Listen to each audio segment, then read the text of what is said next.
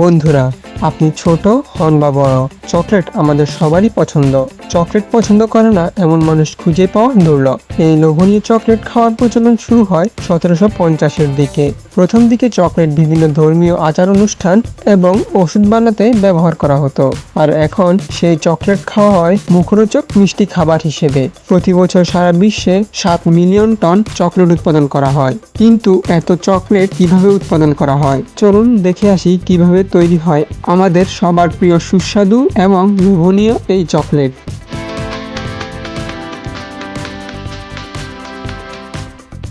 চকলেটের যাত্রার শুরুটা হয় কোকো গাছ থেকে। এই গাছ প্রধানত জন্মায় গরম ও আর্দ্র অঞ্চলে, সাধারণত আফ্রিকা, ঘানা, নাইজেরিয়া ও ক্যামেরুন সহ বিশ্বের বিভিন্ন দেশে এই গাছ চাষ করা হয়।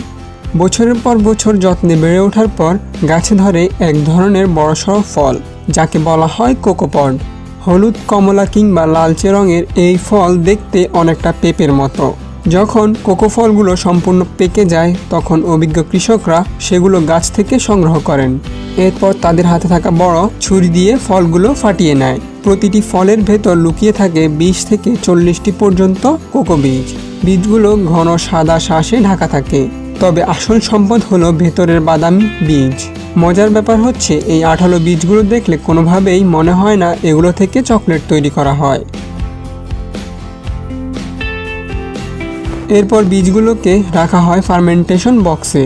বীজগুলোকে ঢেকে 5 থেকে 7 দিন এভাবে রেখে দেওয়া হয়। এর কারণে বীজে থাকা সব ধরনের ব্যাকটেরিয়া দূর হয় এবং বীজের আসল কালার চলে আসে। ফার্মেন্টেশনের পর বীজগুলো ভেজা আর নরম থাকে। এই জন্য বীজগুলোকে খোলা মাঠে ছড়িয়ে দিয়ে রোদে শুকানো হয়।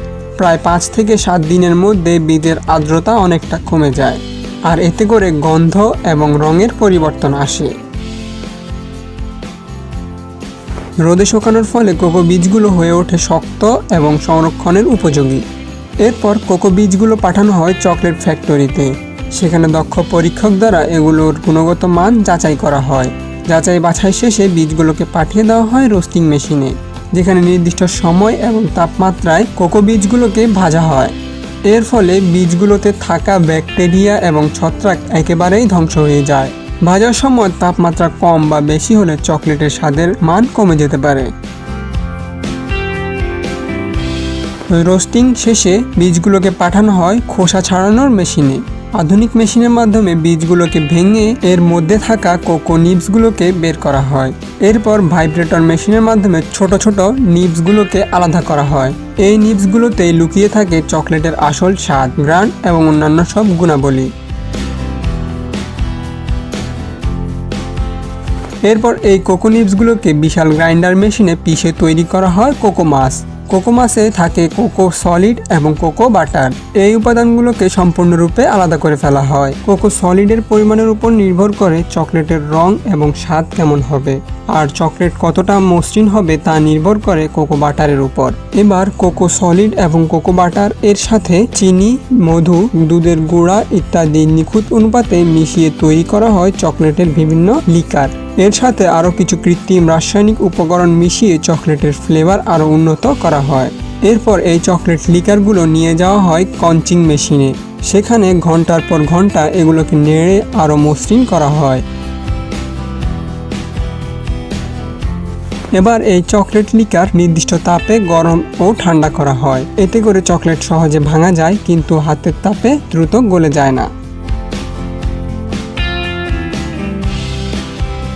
এবার এই চকলেট লিকারগুলো ঢালা হয় বিভিন্ন আকারের ছাঁচে। ছাঁচের মাধ্যমে তৈরি হয় বার, ক্যান্ডি বা অন্যান্য আকৃতির চকলেট। লিকারগুলো ছাঁচে ঢালার পর সেটিকে ঠান্ডা করতে দেওয়া হয়। ঠান্ডা হওয়ার পর চকলেটগুলো প্যাকেজিংয়ের জন্য একেবারে প্রস্তুত। এবার চকলেটগুলো সুন্দর ও নিরাপদ প্যাকেটে মোড়া হয়।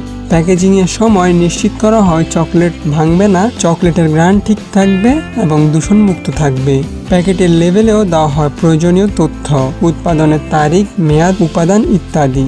এরপর সেগুলো দোকানে পৌঁছালে আমাদের হাতে আসে সেই পরিচিত চকলেট বার বা ক্যান্ডি আকারে।